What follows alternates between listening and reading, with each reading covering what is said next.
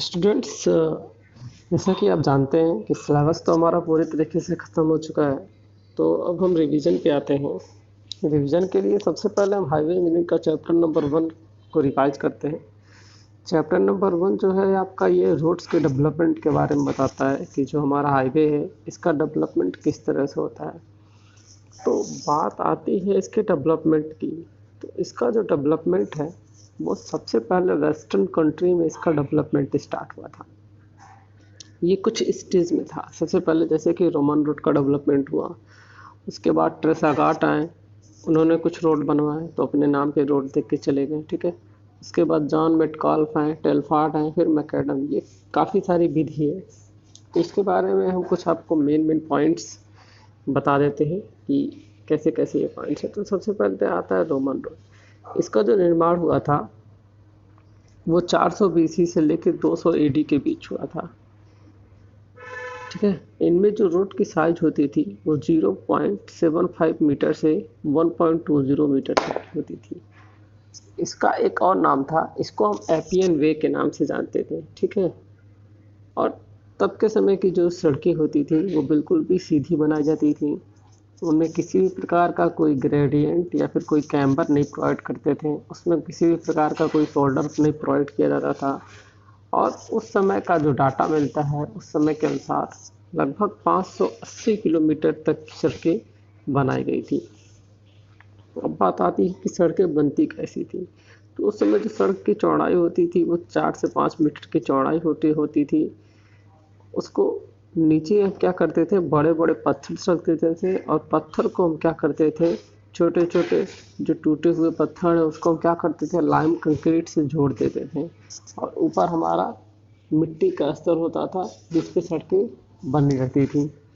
तो उस तरह की जो सड़कें थी वो ज़्यादा लोड के लिए नहीं था, वो बहुत नॉर्मल वर्क के लिए यूज़ किया जाता था। उसके बाद आते हैं ट्रेसागाट। इनका पूरा नाम था पियरे ट्रेसागाट, ठीक है। जो ऐसा बोला जाता है कि जब पहली बार कोई भी रोड बना था साइंटिफिक मेथड से तो वो पियरे ट्रेसागाट के द्वारा ही बना था, ठीक है। 1716 से लेकर 1796 के बीच में इन्होंने ये रोड बनवाया है। ये फ्रांस के थे। उस समय जो सड़कों की थिकनेस होती थी वो लगभग 30 सेंटीमीटर के करीब होती थी, ठीक। और जॉन मेटकाल्फ ट्रेसागाट ने बहुत सारे रोड बनवाए। लगभग इन्होंने 500-700 किलोमीटर के रोड बनवाए थे। उसके बाद आते हैं जॉन मेटकाल्फ, ठीक है। 1717 से लेकर 1810 के बीच में इन्होंने अपना वर्क किया। ये इंग्लैंड के रहने वाले थे, ठीक है। चूँकि ये अंधे थे ऐसा लोग कहते हैं, इस वजह से इनके बारे में कोई रोड का रिकॉर्ड नहीं पता चलता है। फिर भी कुछ बुक्स में ऐसी बात लिखी है कि ये 480 किलोमीटर तक के रोड का निर्माण कहीं करवाए थे, ठीक है। इनके बारे में एक्चुअली ज़्यादा डाटा किसी बुक में है नहीं। उसके बाद आते हैं टेल्फार्ड। ये स्कॉटलैंड के साइंटिस्ट हैं। इनका पूरा नाम था थॉमस टेल्फार्ड। 757 से लेकर 1854 तक ये थे। और ये इंग्लैंड में जो यूनिवर्सिटी है वो वहाँ पे क्या थे, सिविल इंजीनियर थे। ये काफ़ी बड़े सिविल इंजीनियर थे और इन्होंने इंस्टीट्यूशन ऑफ सिविल इंजीनियरिंग का निर्माण भी किया था, ठीक है। जब ये आए तो इन्होंने क्या किया, पूरी तरीके से रोड के डेवलपमेंट को बदल के रख दिया। उस समय जो रोड का डेवलपमेंट होता था वो लगभग, इसकी जो थिकनेस होती थी ये थिकनेस काफ़ी एक अच्छी लेवल तक आ गई थी और इसको 2-3 स्टेप्स में हम कर दिए थे। मतलब उस समय जो रोड का बेस होता था वो बेस 3 या 4 लेवल में बनता था और जो इसकी टोटल चौड़ाई होती थी वो लगभग 10 मीटर के करीब हम लेते थे, ठीक है। उस समय जो हम ग्रेडियंट देते थे वो ग्रेडियंट हमारा कैम्बर जो देते थे वो 1/45 का कैम्बर देते थे। उस समय हम ड्रेनेज के लिए नालियाँ भी देना प्रोवाइड कर दिए थे। उसके बाद आते हैं जॉन मैकडम। ये सबसे लेटेस्ट टेक्निक के साइंटिस्ट थे। 756 से लेके 1836, ठीक है। ये सर्वेयर जनरल ऑफ इंग्लैंड थे, ठीक है।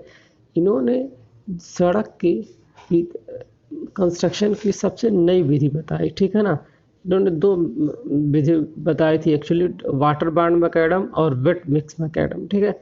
तो इन्होंने क्या बोला कि जो बड़े पत्थर नीचे लगाने की आवश्यकता है, जो बड़े पत्थर हम ऊपर लगा रहे हैं उनको क्या करना है, उनको नीचे लगाना है और ऊपर की साइड हमको क्या करना है, छोटे छोटे छोटे छोटे पत्थर्स लगाने हैं। तो इन्होंने क्या किया, कुछ इस तरीके से ये बताया। इन्होंने पूरी तरीके से बिटुमन का यूज करके रोड को कंस्ट्रक्ट किया, ठीक है। इनमें भी 4 लेयर होते थे। पहला जो लेयर होता था वो सॉइल सबग्रिड होता था, उसके बाद सब बेस होता था, फिर बेस कोर्स होता था, उसके बाद आता है प्योमेंट लेयर। तो इन्होंने 2 मेथड बताया। पहला होता है वाटर बाउंड मैकेडम। इसमें क्या होता था, लाइम वाटर के साथ एग्रीगेट और ग्रेवल को मिक्स करके इसका हम निर्माण करते थे। ये इंडिया और बाकी अदर कंट्रीज में चलता था। और दूसरा होता था मैकेडम मेथड, जिसको मिक्स मैकेडम बोलते हैं या बिटुमन मिक्स मैकेडम बोलते हैं। इसमें पूरी तरीके से हम बिटुमन का यूज करके रोडों को बनाते थे। अब बात आती है भारत में सड़कों का विकास किस तरह से होता है। तो 19वीं शताब्दी में सबसे पहले लॉर्ड डलहौजी के टाइम में केंद्रीय सार्वजनिक निर्माण विभाग की स्थापना की गई, जिसको PWD के नाम से जानते थे। उस समय भारत का पहला रोड बनाया गया, जिसका नाम था GT रोड, ठीक है ना। उसके बाद आया जैकर कमेटी। 1927 में जैकर कमेटी की स्थापना की। इसकी जिस स्थापना की थी वो MR जैकर ने की थी, ठीक है। इसका मेन जो काम होता था, इसका काम जो था वो मेंटेनेंस का काम था, डिज़ाइनिंग का काम था यह, और मेंटेनेंस का काम था, ठीक है। यह केंद्र सरकार के अंतर्गत आता था और इसका जो भी फंडिंग होता था वो टोटल केंद्र सरकार के द्वारा किया जाता था, ठीक है। और इसी के टाइम क्या हुआ था, जब जैकर कमेटी आई थी तो इसी के टाइम पेट्रोल पे टैक्स लगना भी चालू हुआ था, ठीक है। उस समय जो टैक्स लगता था वो 2 आना लगते थे 1 गैलन पे। उसके बाद आता है भारतीय रोड कांग्रेस। इसकी आवश्यकता इसलिए पड़ी क्योंकि उस समय जो रोड था वो डेवलप्ड होना चालू हो गया था, धीरे धीरे उसका डेवलपमेंट काफ़ी ज़्यादा बढ़ गया था। उस वजह से हमको एक ऐसी संस्था चाहिए थी जो उसके लेवल का हो, वो काफ़ी एक्टिव हो। तो इस वजह से IRC का निर्माण किया गया। 1934 में जैकर कमेटी को क्या किया गया, मॉडिफाइड करके IRC को बनाया गया। यह एक अर्ध सरकारी संस्था थी, ठीक है। इसका जो फंक्शन था वो क्या था, सड़क का कंस्ट्रक्शन करवाना था, उसके लिए स्टैंडर्ड तय करवाना था, उसका मानक तैयार करवाना था, उसका अनुरक्षण करना था। और इसके अंतर्गत 5 वर्षीय योजना इसमें बनाई गई, ठीक है ना। अब इसके अंदर जो टोटल मानक आते हैं वो 63 स्टैंडर्ड आते हैं, 110 मानक आते हैं, 63 महामार्ग अनुसंधान आते हैं और 20 से अधिक रोड संबंधी उसमें प्रयोगशाला और सारी चीज़ें गई हैं, ठीक है। अब इसके समय में क्या होता है, 1939 में एक मोटर व्हीकल एक्ट आता है, ठीक है, जिसको फिर 1977 में संशोधित किया गया। मोटर व्हीकल एक्ट के अंतर्गत ये था कि जितने भी मोटर्स व्हीकल हैं इनके ऊपर क्या लगाया जाए, टैक्स लगाया जाए। और दूसरा बात ये था, इनके लिए हम एक प्लान बनाए कि हमको किस तरह चलना है, किस तरह रूल्स को फॉलो करना है। तो जो भी रूल्स ये बने 1977 में ही ये रूल्स बने, ठीक है। जो भी ट्रैफिक रूल्स होते हैं, ट्रैफिक साइंस होते हैं, ये उसी समय पूरी तरीके से डेवलप किए गए। उसके बाद आता है 20 ईयर रोड डेवलपमेंट। तो इसमें क्या हुआ था, नागपुर, सबसे पहले नागपुर सड़क प्लान बनाया गया। यह 1943 में IRC के द्वारा जो भी चीफ इंजीनियर थे उनकी एक मीटिंग हुई और उन्होंने डिसाइड किया कि एक हम 20 ईयर रोड डेवलपमेंट प्लान बनाएं कि 20-20 साल में हम रोड का डेवलपमेंट करें, क्योंकि टोटल तो हम कर नहीं सकते हैं। इस वजह से हमने प्लान बनाए। तो नागपुर में क्या हुआ, एक मीटिंग हुई। उस मीटिंग के अंतर्गत यह डिसाइड हुआ कि 16 किलोमीटर सड़क का जो निर्माण होगा, ठीक है ना, मतलब 100 किलोमीटर वर्ग स्क्वायर किलोमीटर के अंदर, 100 किलोमीटर वर्ग स्क्वायर के अंदर जो रोड बनेगा वो मिनिमम कम से कम 16 किलोमीटर रोड बनना ही बनना था, ठीक है। तो इस तरह से कुल सड़कों की जो लंबाई थी वो 529 किलोमीटर थी नागपुर के टाइम में। और यहाँ पे जो सड़कें थीं वो 5 तरह के सड़कों में डिवाइड किया गया, national highway, state highway, MDR, ODR और VR। MDR होता है मेजर डिस्ट्रिक्ट रोड, VR होता है विलेज रोड और ODR होता है अदर डिस्ट्रिक्ट रोड। हम आगे भी जानेंगे इसमें क्या था। फिर उसके बाद आता है, इसी में पंचवर्षीय योजना आई। इनमें 2 पंचवर्षीय योजना निकल गई, 1951 से 1956, 1956 से लेकर 1961। अब बात आता है मुंबई प्लान का। तो मुंबई में क्या हुआ था, मुंबई में आपका 1961 से लेकर 1981 के बीच में था, ठीक है। इसमें क्या किया गया था, पर 100 किलोमीटर स्क्वायर एरिया पे जो रोड की संख्या थी उसको डबल कर दी गई थी। उसमें 16 था, इसमें 32 कर दिया गया था, ठीक है। इसमें क्या हुआ था, जैसे कि मैंने थोड़ा सा मिस्टेक कर दिया, नागपुर में लगभग 5,29,000 किलोमीटर रोड बना था, लेकिन इसमें क्या हो गया था, इसमें रोड डबल हो गया था।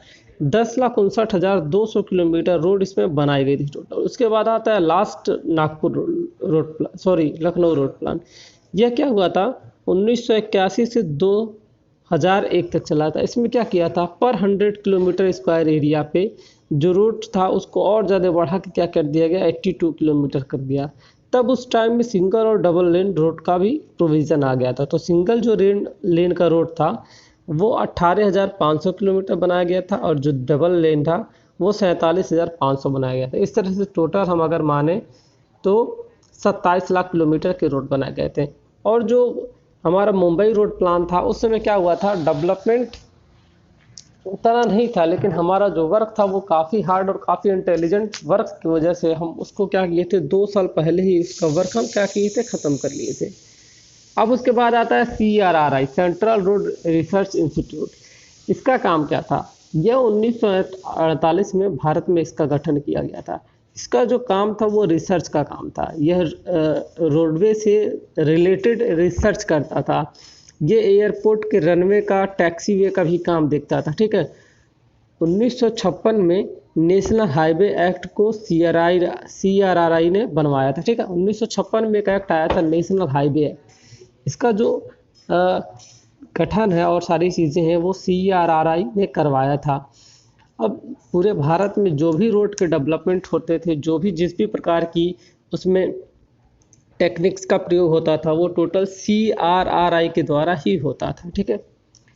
और 1956 में नेशनल हाईवे एक्ट आया। नेशनल हाईवे एक्ट के तहत हाईवे किस प्रकार से बनेगा, उसके स्पेसिफिकेशंस क्या होंगे, उसकी इम्पॉर्टेंस क्या क्या होंगे, ठीक है। वो कितने ईयर्स के लिए बनेगा, मतलब जो भी उसका स्टैंडर्ड वो सब कुछ था वो नेशनल हाईवे एक्ट के अंतर्गत ही आया था। अब उसके बाद आता है NHDP, national highway development program, ठीक है। अब चूँकि हमारा भारत काफ़ी तेज़ी से डेवलपमेंट कर रहा था, इस वजह से जो रोड्स हैं उनकी भी आवश्यकता काफ़ी ज़्यादा थी। तो इसमें क्या किया गया, जो हमारा इंडियन नेशनल हाईवे है वो प्राधिकरण एक तैयार किया गया, इंडियन नेशनल हाईवे प्राधिकरण तैयार किया गया, ठीक है।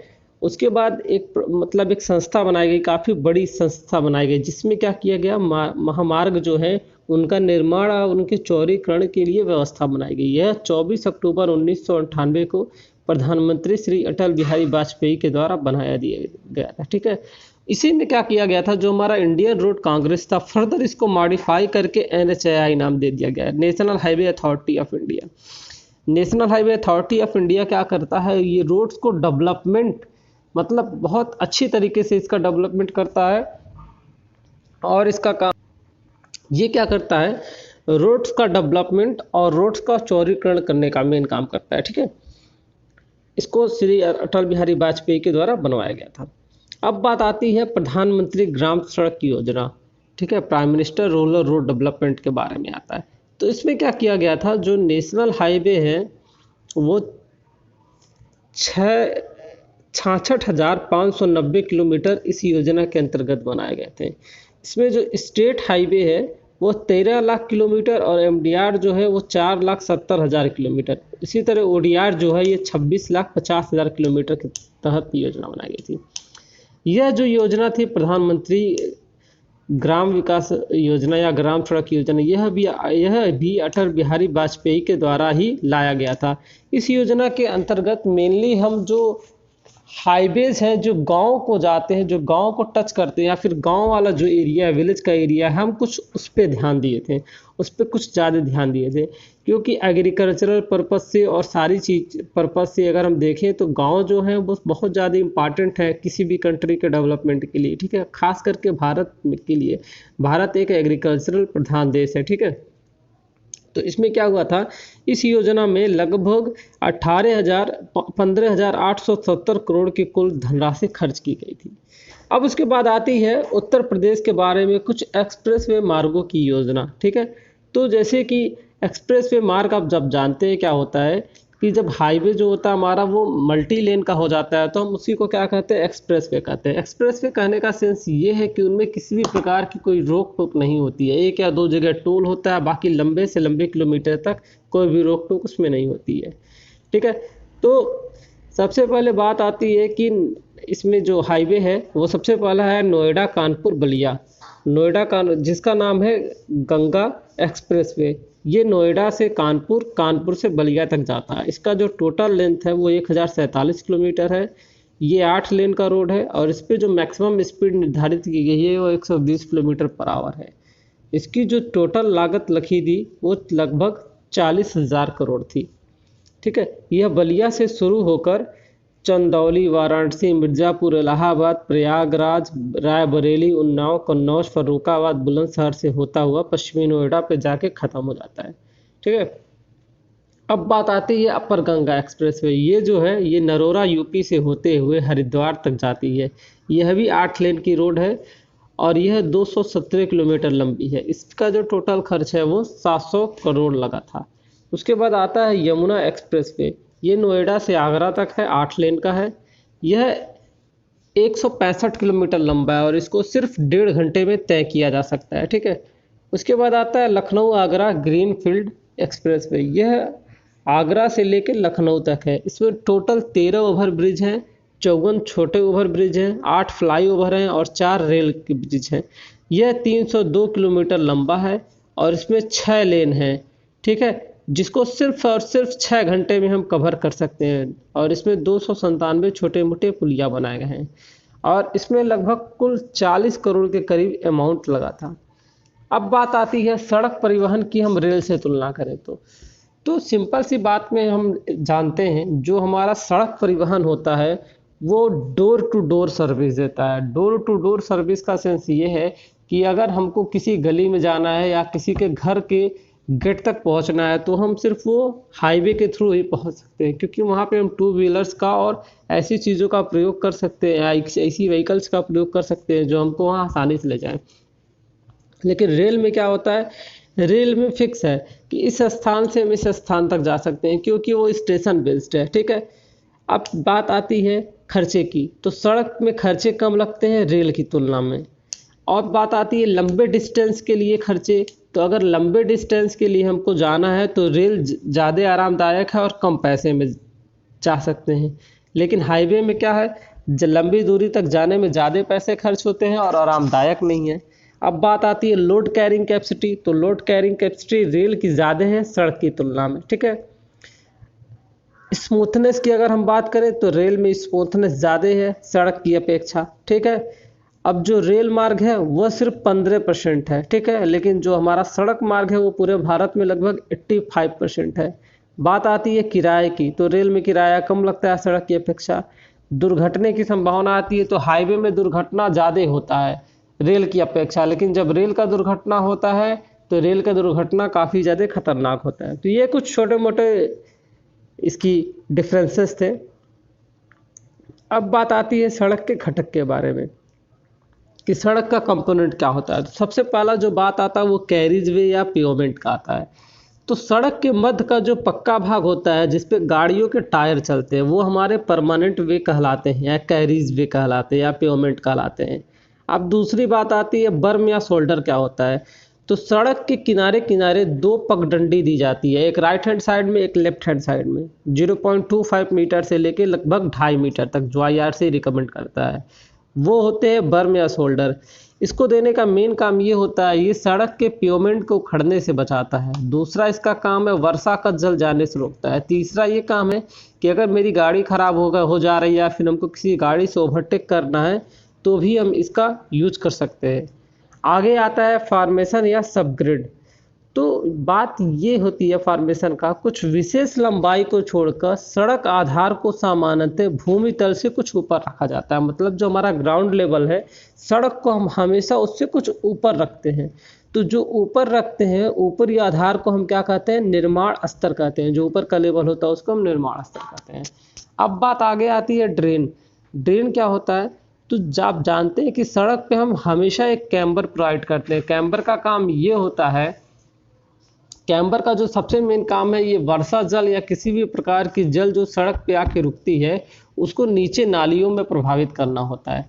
तो जब वो पानी वहाँ से साइड में बर्म से होते हुए नीचे जाता है तो वहाँ पे हम नालियाँ प्रोवाइड करते हैं। नालियों से क्या होता है, वो पानी सीधे आगे को होते हुए किसी नदी में या फिर किसी गड्ढे में जाके चला जाता है। ठीक है, तो नालियाँ मेन 2-3 पर्पज़ से हम प्रोवाइड करते हैं। नालियाँ भी हमारी क्या करती हैं, जो वहाँ पे वाटर होती हैं, वाटर को वहाँ से हम क्या करते हैं, वाटर को वहाँ से सप्लाई कर देते हैं आगे की तरफ। उसके बाद आते हैं ट्रीज़।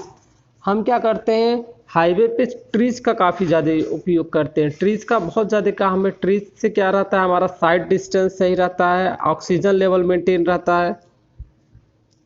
ट्रीज से हमारे रातों में विजिबिलिटी सही रहती है और वो मौसम वहाँ पे काफ़ी ठंडा बना रहता है।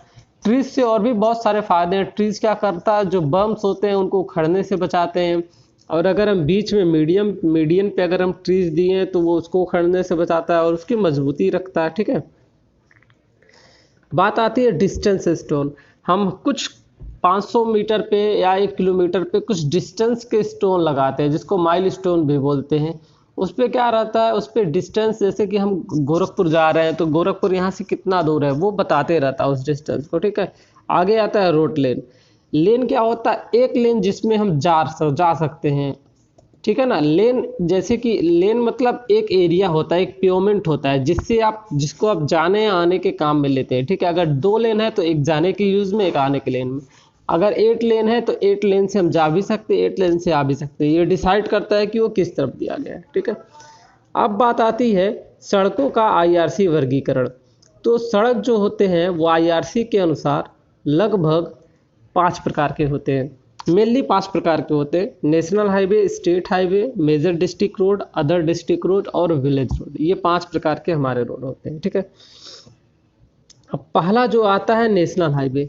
नेशनल हाईवे का जो वर्क है वो क्या करता है, एक स्टेट को दूसरे स्टेट, एक कंट्री को दूसरे कंट्री या एक नेशन को दूसरे नेशन से जोड़ने के काम में आता है। ठीक है, नेशनल हाईवे, स्टेट हाईवे दोनों का जो स्पेसिफिकेशंस होता है, दोनों का जो डिटेल्स होता है वो बिल्कुल सेम होता है। अंतर सिर्फ इतना है कि जो नेशनल हाईवे है ये सेंट्रल गवर्नमेंट के अंदर आता है, और स्टेट हाईवे जो है ये हमारे पीडब्ल्यूडी मतलब स्टेट गवर्नमेंट के अंदर आता है। वैसे ही नेशनल हाईवे जो है ये सीपीडब्ल्यूडी के अंदर आता है। ठीक है, ये क्या करता है, शहर, राज्यों की राजधानी, मुख्य शहर, बंदरगाहों, सैनिक दृष्टि से महत्वपूर्ण अंगों को जोड़ने का काम करता है। ठीक है ना, जैसे कि हम बात करें दिल्ली से अमृतसर। ठीक है, यह भारत की सीमा तक जाता है, NH-24 है। दिल्ली से फिर कोलकाता जाता है, इसकी लंबाई 1453 किलोमीटर, ऐसे ही कुछ है।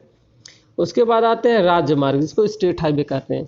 तो स्टेट हाईवे क्या कहता है, ये जिला मुख्यालयों को राजधानी से, मुख्य नगरों से को राजधानी से, और जो राज्य की सड़कें होती हैं उनको भी ये जोड़ने का काम करता है। हम जैसे कि पहले बताए हैं, इसका अनुरक्षण और मेंटेनेंस का काम पीडब्ल्यूडी के द्वारा किया जाता है। कुछ एग्जाम्पल आप देख लीजिए: लखनऊ से कानपुर, मुरादाबाद से हैदराबाद, जयपुर से जोधपुर, ये सब क्या स्टेट हाईवे के एग्जाम्पल हैं। अब बात आती है मेन डिस्ट्रिक्ट रोड्स, मुख्य जिला सड़कें। तो ये क्या करती हैं, जो जिला है हमारा, जो तहसील है, उसके अंदर जो सड़कें होती हैं, जैसे कि एग्रीकल्चरल एरिया से किसी औद्योगिक एरिया को जोड़ना, जिला मुख्यालय से मेन रोड को जोड़ने वाली सड़कें हैं। तो ये सब सड़कें क्या हैं, MDR कहलाती हैं। ये सड़कें कभी कभी स्टेट हाईवे को नेशनल हाईवे से भी जोड़ती हैं, सिंगल या डबल लेन ये दोनों हो सकती हैं। ठीक है, अब बात आती है अदर डिस्ट्रिक्ट रोड। तो जिले के अंदर छोटे शहर या छोटे कस्बों या गांव को कस्बों से जोड़ने वाली जो सड़क होती है वो अदर डिस्ट्रिक्ट रोड कहलाती है। ये हमेशा और हमेशा सिंगल लेन में ही होती है। अब बात आती है विलेज रोड। तो एक गांव को दूसरे गांव से जोड़ने के लिए, या एक कस्बे को एक गांव से जोड़ने के लिए, या 2 नगरों को जोड़ने के लिए जो सड़कों का प्रयोग करते हैं वो विलेज रोड होता है। यह सड़क कभी कभी एक गांव के रोड को नेशनल हाईवे से भी जोड़ सकती है। अब बात आती है एक्सप्रेसवे। एक्सप्रेसवे क्या होता है, तो जैसे हम आपको बताएं, इसका नाम है एक्सप्रेसवे। तो यह एक ऐसी श्रेणी की श्रृंखला की रोड होती है जिसमें बैरियर्स बहुत कम दिए जाते हैं। ठीक है, और इस रोड की जो स्पीड होती है वो 120 किलोमीटर प्रति घंटा या उससे ज़्यादा दी जाती है। ठीक है, इस पे जो गाड़ियाँ होती हैं वो काफ़ी अच्छे और काफ़ी स्मूथ तरीके से चलती है। ठीक है ना, इस अमेरिका या बाकी देशों में इसको हम ट्रीवे नाम से भी बुलाते हैं, ठीक है ना, ट्रीवे नाम से भी बुलाते हैं, क्योंकि यह काफ़ी हरा भरा और काफ़ी अच्छी तरीके से इसको डिज़ाइन करके बनाया जाता है। यह जो होता है वो मैक्सिमम करके हमारा रिजिड पेवमेंट ही होता है, ठीक है। अब बात आती है सड़कों का एक सामान्य वर्गीकरण। तो जो रोड होते हैं वो कुछ क्लासीफाई होते हैं कुछ टाइप से। पहला है एज पर लोकेशन। लोकेशन पे टाइप पे देखें तो 3 टाइप्स के रोड होते हैं, कंट्री, अर्बन और हिल रोड। कंट्री रोड जो देश की सड़क होती है, दूसरा अर्बन जो शहरों में दिया जाता है, और तीसरा होता है हिल रोड जो सिर्फ पहाड़ियों पे दिया जाता है। अब आती है एज पर लोड। लोड के लिए तो वेरी हैवी रोड व्हीकल, तो इसमें क्या होता है लगभग 500 गाड़ियाँ एक दिन में जाती हैं। हैवी पे क्या होता है 250 से 600। मीडियम पे क्या होता है 70 से लेके 250, और लो पे क्या होता है लगभग 70 व्हीकल पर डे जाती है। तो इस हिसाब से भी हम देखते हैं। उसके बाद आता है क्लासिफिकेशन इसका टॉप सरफेस या बियरिंग सरफेस के आधार पे। तो जैसे कि टॉप सरफेस के आधार पे देखें तो ग्रेवल हो गया, मुरम हो गया, इसकी रोड होती है, या वाटर बांड मैकेडम की रोड हो सकती है, या बिटुमिनस या फिर ब्लैक की रोड हो सकती है, कंक्रीट की रोड हो सकती है, ठीक है, मिट्टी की रोड हो सकती है, ठीक है। सड़कों के लिए कुछ मेन नॉमेनक्लेचर है, उसको हम देख लेते हैं। जैसे कि हमारा है ट्रंक रोड क्या होता है। तो इस प्रकार के जो हाईवे होते हैं वो काफ़ी ज़्यादा महत्वपूर्ण होते हैं। यह सड़कें क्या करती हैं एक देश के छोर को दूसरे देश, जैसे जम्मू कश्मीर को कन्याकुमारी से जोड़ती है, ठीक है। तो ये क्या होती है ट्रंक रोड कहलाती है। रिंग रोड क्या कहलाती है। रिंग रोड ऐसी रोडें होती हैं जो कोई शहर या कोई महानगर की परिधि पर बनाई जाती है, वो रिंग रोड कहलाती है, ठीक है ना। रिंग रोड क्या होता है ये बाहरी परिधि पे होती है, और ये हम बिना शहर के अंदर को टच किए हम बाहर से बाहर ही कहीं भी शहर पे जा सकते हैं, ठीक है, शहर से बाहर निकल के जा सकते हैं। अब आगे आता है बाईपास। बाईपास क्या होता है ऐसी सड़क जो नगर की घनी आबादी से होते क्षेत्र से हटकर इसके बगल से होकर जाती हुई हो। जैसे कि हम कह सकते हैं कि कोई शहर है वहाँ पे घनी आबादी है, तो घनी आबादी को डिस्टर्ब वो ना करे, घनी आबादी के बाहर बाहर ही वो रोड निकल जाए, तो वो क्या कहलाती है बाईपास रोड कहलाती है, ठीक है। उसके बाद आता है सर्विस रोड। यह एक ऐसी रोड होती है जो मेन रोड के बगल में एक छोटी पगडंडी टाइप की रोड दी जाती है, उसको हम क्या कहते हैं सर्विस रोड कहते हैं। उसके बाद आता है ब्लाइंड स्ट्रीट। कभी कभी क्या होता है कुछ ऐसे रास्ते होते हैं जिनके मार्ग में कभी भवन आ जाते हैं, या फिर कभी कुछ ऐसे तीखे मोड़ आ जाते हैं, तो वो क्या कहलाते हैं हमारे ब्लाइंड स्ट्रीट कहलाते हैं, ठीक है ना। उसके बाद आता है क्रिटवे, ठीक है। तो ऐसे मार्ग जिसमें वाहन के लिए पहिए घेरे में आने वाला क्षेत्र पक्का बनाया जाता है। मतलब कोई ऐसा रोड जो पहियों के नीचे जो एरिया हमारा पड़ रहा है वो कैसा होना चाहिए, वो कंक्रीट का होना चाहिए। तो उस तरह की जो सड़कें होती हैं वो क्रिटवे कहलाती हैं, ठीक है। स्टूडेंट्स इस तरह से ये हमारा पहला चैप्टर खत्म होता है, ठीक है। फिर हम अगले वीडियो लेक्चर में नेक्स्ट चैप्टर पढ़ेंगे। Okay, thank you.